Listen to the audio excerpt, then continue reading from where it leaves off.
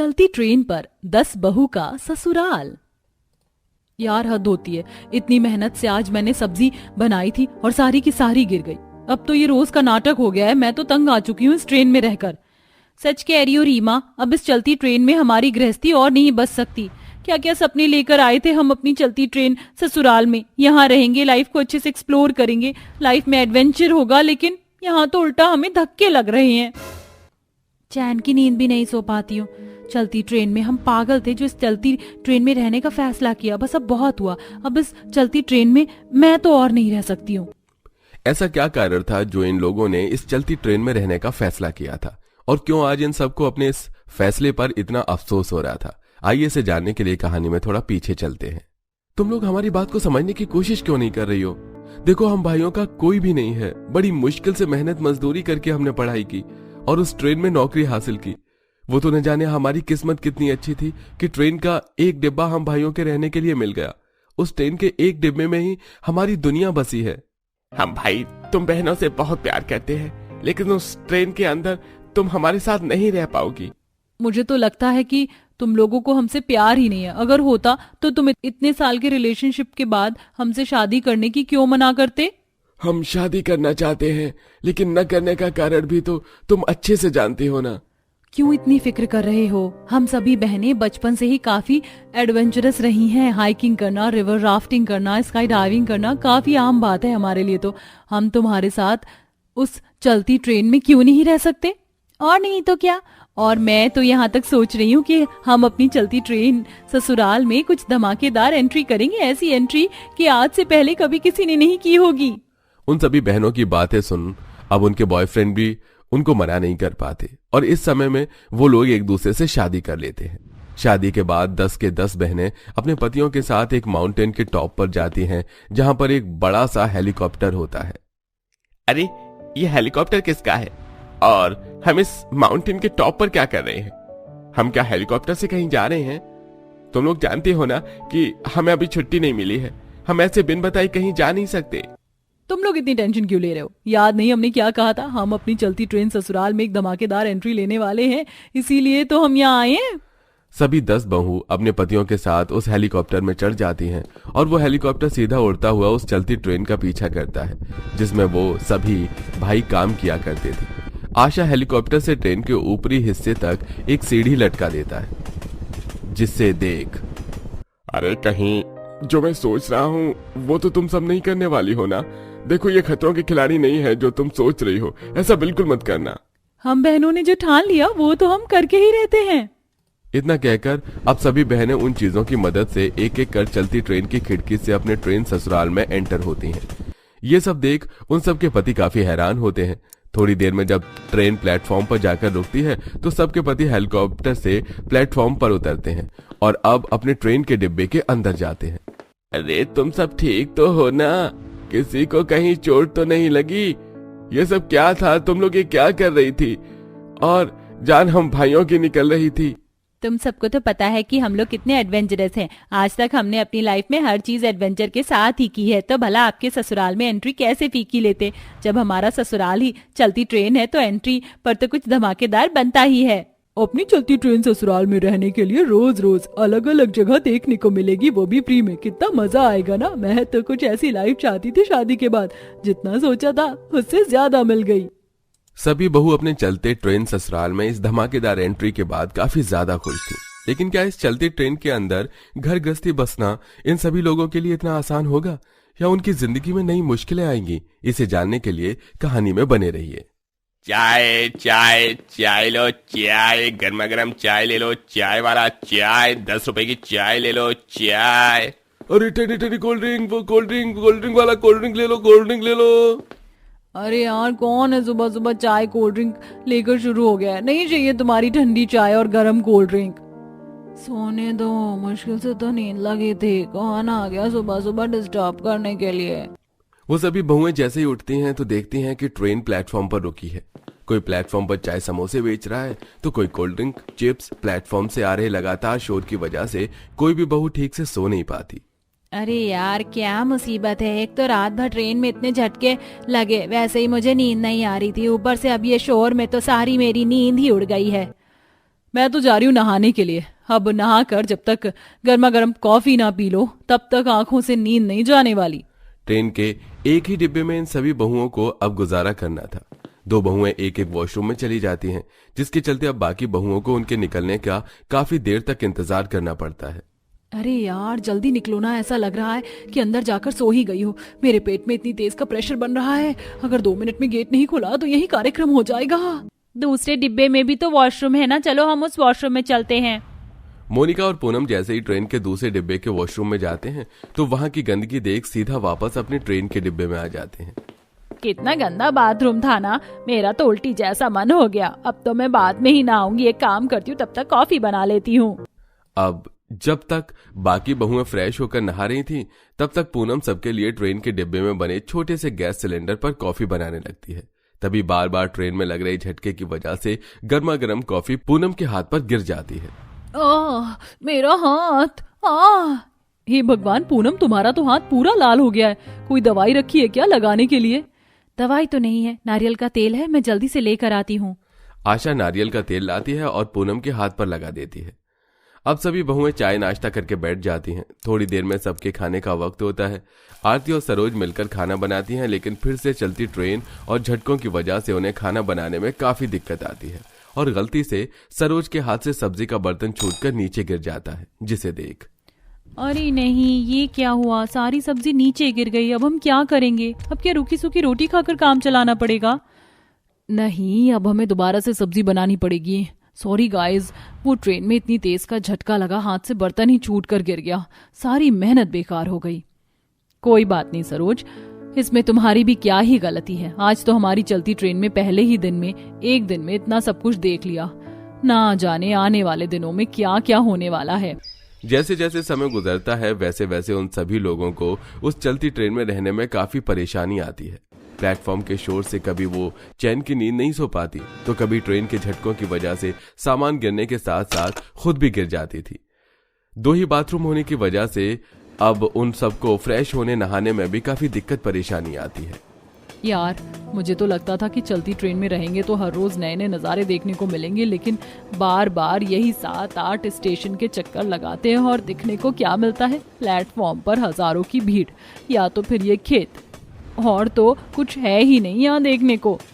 तुम्हें क्या लगा इस चलती ट्रेन में बैठकर तुम्हें कुल्लू मनाली का सीन दिखेगा? कभी कभी तो लगता है कि इस चलती ट्रेन में रहने का फैसला लेकर हमने कोई गलती तो नहीं की है। ऐसी समय गुजरता है। नीतू आज हिमांशु के साथ बैठकर प्यार भरी बातें कर रही होती है कि तभी एक पैसेंजर गलती से उनके डिब्बे में आ जाता है, जिसे देख शर्म नहीं आती? आने से पहले आवाज देनी होती है। अरे ये कोई तुम्हारा रूम है? आम डिब्बे की तरह ही तो ट्रेन का एक डिब्बा है। सॉरी सर, मेरी गलती थी। मुझे इस ट्रेन के डिब्बे के गेट के बाहर लिख देना चाहिए था कि ये डिब्बा ट्रेन में काम करने वालों के लिए है, आम पैसेंजर्स के लिए नहीं। समय गुजरने के साथ साथ हर दिन एक ही चीज से सभी बहुएं काफी परेशान थी, और आज भी जब मोनिका खाना बना रही है तो एक बार फिर से खाने का बर्तन छूटकर गिर जाता है। ये सब बहुओं से बर्दाश्त नहीं होता और वो इस बारे में अपने पतियों से बात करती हैं। सुनिधि, अब बस बहुत हुआ, हमें चलती ट्रेन के अंदर नहीं रह सकते। हमने फैसला किया है कि अब नॉर्मल लोगों की तरह जमीन पर घर बनाकर रहेंगे। हमने एक डीलर से बात की है, शाम को ही हम लोग घर देखने के लिए चलते हैं। हम जानते हैं तुम सभी बहनें काफी अमीर हो, लेकिन हम इतने अमीर नहीं हैं। हम में से कोई फाइल, कोई ट्रेन चलाता है, तो कोई टीटी है, तो कोई ट्रेड में लोगों को खाना और कंबल देने का काम करता है। हमारी इतनी हैसियत नहीं है कि हम सबके रहने लायक अच्छा घर खरीद सकें, और हम नहीं चाहते कि तुम अपने माता पिता के पैसों से बात करो। हम गरीब जरूर है, लेकिन सब रिस्पेक्ट नाम की चीज भी है। तुम चाहो तो अपने मायके जाकर रह सकते हो, लेकिन हम नहीं रह पाएंगे। आई एम सॉरी, इन शक्तियों से परेशान होकर हमने कुछ ज्यादा ही बोल दिया। आप लोग ठीक कह रहे हैं, लेकिन हम ऐसे नहीं हैं कि अपने पतियों को यहाँ छोड़कर खुद ऐशो आराम में रहें। इसलिए हम खुद मेहनत करेंगे और घर बनाएंगे। जहां उन सभी बहू के पति ट्रेन में काम करके थोड़े थोड़े पैसे जोड़ रहे थे, वहीं सभी बहुएं प्लेटफॉर्म पर एक खाने का स्टॉल लगाती हैं, जिससे कुछ ही समय में उनकी काफी अच्छी बिक्री होती है और कुछ ही महीने में वो लोग खुद के रहने लायक एक अच्छा खासा घर भी बना लेते हैं। राधिका की 2 बहुएं सीमा, बीना, 2 बेटे, 1 बेटी और पति होते हैं, जिनके साथ राधिका रहती है। एक शाम सीमा और बीना दोनों साथ में बैठकर फोन पर ऑनलाइन कपड़े देख रही होती है। तभी बीना कहती है, अरे सीमा, वैलेंटाइन वीक आने वाला है और शादी के बाद तो हमारा ये पहला वैलेंटाइन है। मैं तो सोच रही हूँ कि इस बार हम कुछ खास करते हैं ना। अरे हाँ, मेरे तो दिमाग से ही निकल गया था। वैसे पूरे वीक को ही मैं तो खास बनाऊंगी। अभी से ही बात करती हूँ मैं मोहित जी से। हाँ, मैं भी पूरे वीक को ही खास बनाऊंगी। दोनों बहुएं अपने वैलेंटाइन को लेकर काफी खुश हो जाती हैं। कुछ दिनों बाद दोनों अपने पतियों को एक साथ बुलाती हैं। क्या हुआ सीमा, मुझे ऑफिस के लिए पहले से ही देरी हो रही है और तुम दोनों हमें और लेट करवा रही हो। अरे जल्दी जल्दी बताओ क्या बात है। काम काम काम। अरे कभी तो अपनी पत्नियों पर भी ध्यान दे दीजिए। काम से कभी हमारे लिए भी फुर्सत निकाल लीजिए। और नहीं तो क्या, हम यहाँ घर पर आपका इंतजार करते हैं, उसकी तो कोई कदर ही नहीं है। अभी थोड़ी देर के लिए हमने आपको रोक क्या दिया तो आपका मुंह बन रहा है। अच्छा बाबा, हमें माफ कर दो, वो तो हमें देरी हो रही है इसलिए मोहित ने कह दिया। अच्छा अब ये बताओ हमें क्यों रोका है, कोई काम है क्या? वो क्या है ना, वैलेंटाइन वीक आने वाला है तो मैं साफ बता रही हूँ, मुझे पूरे वैलेंटाइन वीक आपसे कोई ना कोई गिफ्ट चाहिए। और मना भी नहीं करोगे आप मोहित? ठीक है, हम दोनों आप दोनों को वैलेंटाइन वीक पर गिफ्ट दे देंगे। अब हम जाएं? हाँ जाओ। दोनों बहुएं अभी से ही अपनी फरमाइश कर देती हैं। कुछ दिनों बाद वैलेंटाइन वीक का पहला दिन आता है जिसमें दोनों के पति उनके लिए एक गुलाब लेकर आते हैं। बीना, ये गुलाब मेरी गुलाब जैसी पत्नी के लिए। और ये तुम्हारे लिए सीमा। हमने आप दोनों से वैलेंटाइन वीक के लिए गिफ्ट मांगा था और आप दोनों ये छोटे बच्चों की तरह बस एक एक गुलाब ले आए हैं। सीमा तुम गुस्सा क्यों कर रही हो? अरे हम ये गुलाब बहुत प्यार से लाए हैं और वैसे भी तोहफा मांगा था ना, तोहफा तो हम अपनी मर्जी से ही देंगे। अपनी मर्जी से वो तोहफा दो ना जो हमें पसंद आए। मुझे गुलाब नहीं चाहिए, मुझे अभी के अभी शॉपिंग के लिए लेकर चलो वरना मैं बात नहीं करूंगी। और मैं भी बात नहीं करने वाली। लेकिन हम अभी ऑफिस से आए हैं, काफी समय हो गया है, हम भी बहुत थक गए हैं। कल शॉपिंग करवा देंगे ना? बिल्कुल भी नहीं, कल तो प्रपोज डे है ना, तो कल दूसरा तोहफा चाहिए हमें। शॉपिंग के लिए हम जा रहे हैं। दोनों पत्नियों के आगे समीर और मोहित की चल नहीं पाती और वो उन्हें शॉपिंग के लिए लेकर जाती हैं। अगली सुबह राधिका अपनी दोनों बहुओं से कहती है, ये क्या है, कल रात तुम दोनों जिद करके मेरे दोनों बेटों को शॉपिंग के लिए लेकर गई। वो थके हुए वैसे भी घर आए थे। माँ जी, अच्छा हुआ कल ही हमने उन्हें सबक सिखा दिया। अब पूरे वैलेंटाइन वीक वो गलती से भी गलती नहीं करेंगे। और आपको पता है आज प्रपोज डे है, इसलिए मैंने तो बोल दिया समीर जी को कि मेरे लिए गोल्ड रिंग लेकर आना। और मैंने भी कहा है मोहित जी से कि मुझे भी पूरी मेकअप किट चाहिए, ज्यादा महंगी नहीं है, बस 15,000 की है। अच्छा, तुम दोनों वैलेंटाइन वीक को इतने दिल से मना रही हो, फिर तो पक्का तुम भी अपने पतियों को कुछ ना कुछ तो तोहफा जरूर दे रही होगी ना? माँ जी, हम क्यों तोहफा दे? अरे पति वो है, उनका फर्ज बनता है हमें तोहफा देने का। हम तो फिर भी कुछ ज्यादा नहीं मांग रहे हैं, उतने में ही खुश हो जा रहे हैं जितना मिल रहा है। राधिका को अपनी दोनों बहुओं का लालच साफ दिख जाता है। शाम के समय उनके पति उनका बताया हुआ तोहफा लेकर आते हैं, जिसे देखकर राजेश को काफी बुरा लगता है। ये क्या है, तुम दोनों अपनी पत्नियों के लिए इतने महंगे तोहफे क्यों लाए? घर बनवाया है, कर्जा कितना हो गया है ये पता नहीं है क्या? माफ करना ससुर जी, लेकिन घर बनवाना आपकी जिम्मेदारी थी जिसमें हमारे पति आपका हाथ बटा रहे हैं। ये क्या है बीना, पापा की जिम्मेदारी भी हमारी ही जिम्मेदारी है। तो आप पापा जी को ये भी समझाइए ना कि अपनी अपनी पत्नियों को खुश करना भी आप पति लोगों की ही जिम्मेदारी है। लेकिन बहुओं, तुम दोनों भी तो समझदार हो ना। कल भी तुम इतनी शॉपिंग करके आई हो और आज इतने महंगे तोहफे। कुछ दिन की खुशी के लिए अपने घर के हालात को क्यों नजरअंदाज कर रही हो? माँ जी, वैलेंटाइन वीक साल में एक बार आता है और हम एक बार में ही कुछ मांग रहे हैं, लेकिन उसमें भी आप लोगों को पता नहीं क्यों परेशानी हो रही है। मैं नहीं मानने वाली आपकी समीर जी, मुझे पूरे वीक गिफ्ट चाहिए। कल आप मेरे लिए कान की बालियां लेकर आना, आपको तो पता ही है ना मुझे कितनी पसंद है वो। बहू तो क्यों? माँ कोई बात नहीं, बिना ये दोनों नहीं समझ रही हैं, लेकिन अब बात आगे बढ़ाने का भी कोई फायदा नहीं है ना, इसलिए रहने दीजिए। इसी तरह पूरे हफ्ते दोनों बहुएं बहुत ही महंगी महंगी डिमांड करती रहती हैं, जो कि उनके पति बिना किसी शिकायत के पूरी कर रही थी। ऐसे ही अब वैलेंटाइन डे से एक दिन पहले सुबह सीमा अपने पति से कहती है, मोहित, आज तो किस डे है? हाँ, तो आज गिफ्ट में बस किस ही मिलेगी। बिल्कुल भी नहीं, गिफ्ट में किस नहीं, आज कार चाहिए। क्या कार? तुम होश में भी हो? तुम इतना बड़ा गिफ्ट कैसे मांग रही हो? मुझे और भी तो बहुत कुछ देखना होता है। बस तुम्हारी खुशी के लिए वैलेंटाइन वीक अब तक मनाता रहा, लेकिन अब ज्यादा हो रहा है। हाँ हाँ, आपको तो वो सब ज्यादा ही लगता है ना। जो मैं कहती हूँ यही आपके माँ बाप और बहन कहती हैं तो दिक्कत नहीं होती। सीमा, ऐसा नहीं है, तुम क्यों बहस कर रही हो? खुद भी तो सोचो ना, तुम क्या गिफ्ट मांग रही हो? तुम कुछ ज्यादा ही लालची होती जा रही हो। मुझे नहीं पता था कि अगर मैं कुछ मांग लूंगी तो आपको वो लालच लगेगा, लेकिन अब आपको जो भी लग रहा है उसे मुझे कोई मतलब नहीं है। अगर आज आप कार नहीं लाए तो मैं अपने मायके चली जाऊंगी। मैं ऑफिस जा रहा हूँ। मोहित और समीर दोनों ही ऑफिस चले जाते हैं और पूरा दिन ऐसे ही निकल जाता है। शाम के समय दोनों घर आते हैं तो बीना अपने पति से सवाल करती है। आज हम जा रहे हैं ना इंडिया से बाहर घूमने के लिए। मैंने अपने सब दोस्तों को बोल दिया है।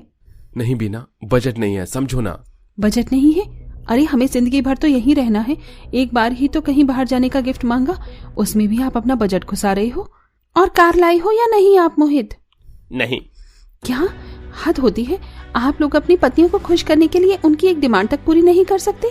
दोनों अपने अपने पति को काफी सुनाने लगती हैं। उनकी आवाज सुनकर पूरा परिवार इकट्ठा हो जाता है। ये क्या हो रहा है? तुम दोनों अपने पतियों को इतना सुना क्यों रही हो? माँ जी, आपके बेटों के काम ही ऐसे हैं। अरे लोग अपनी पत्नी को खुश करने के लिए क्या क्या नहीं करते हैं, लेकिन हमारे पति हर बात को मना करते हैं। मुझे तो इन्हें अपना पति बोलते हुए भी शर्म आ रही है। बस करो भाभी, आप दोनों का लालच खत्म ही नहीं हो रहा। भैया आप दोनों को खुश करने के लिए सब कुछ कर रही हैं, लेकिन आप दोनों को अपने आगे कुछ दिखाई नहीं देता। तुम दोनों के पति तुम्हारी जितनी सुनते हैं, तुम्हें जितना मानते हैं ना, ऐसे पति तो हर लड़की चाहती है, लेकिन तुम दोनों को कदर नहीं है। तुम दोनों का लालच भरा वैलेंटाइन वीक सबको दिख रहा था, लेकिन किसी ने कुछ नहीं कहा। पर तुम दोनों जो अपने पतियों को सुना रही हो, तो ये जरा बताओ ना कि तुम दोनों ने अपने पतियों के लिए क्या क्या किया है। आप भी ना किन से सवाल कर रहे हो? इन दोनों ने कुछ किया होगा तब तो बता पाएंगी। सब लोग वहां से चले जाते हैं, लेकिन सबकी बातें सुनकर दोनों बहुओं को बहुत बुरा लगता है। सबने सच ही कहा है। हमने तो अपने पतियों के लिए कुछ किया ही नहीं, बस उनसे ये वो पता नहीं क्या क्या मांग ही रही थी। लेकिन कल वैलेंटाइन डे है, हम कल उन्हें खुश करके अपनी गलतियों को सुधार सकते हैं। दोनों बहुएं अब अपने बचाए हुए पैसों से रात भर घर को सजाती हैं, किसी को पता नहीं चलने देती और केक गिफ्ट सब रात में ही मंगवा लेती हैं। अगली सुबह सब हॉल में आते हैं तो हॉल की सजावट देखकर हैरान हो जाते हैं। ये सब किसने किया है? हमने किया है। हम माफ कर दीजिए। कल जब आप सबने हमें आईना दिखाया तो हमें अपनी गलती का एहसास हुआ। हमने पूरा हफ्ता लालच में निकाल दिया, लेकिन आज बस आप लोगों के लिए। हमने अब तक जो किया वो आगे कभी नहीं होगा। हमें माफ कर दीजिए। हम तुम दोनों के लालच से परेशान हो गए थे, लेकिन तुम दोनों को अपनी गलती का एहसास हो गया, इसलिए पुराना सब कुछ भूल गए। और आज हम वैलेंटाइन डे मनाएंगे। इसी के साथ अंत में दोनों बहुओं को अपनी गलती का एहसास होता है और वो बड़े प्यार से अपने पतियों के साथ वैलेंटाइन डे मनाती हैं।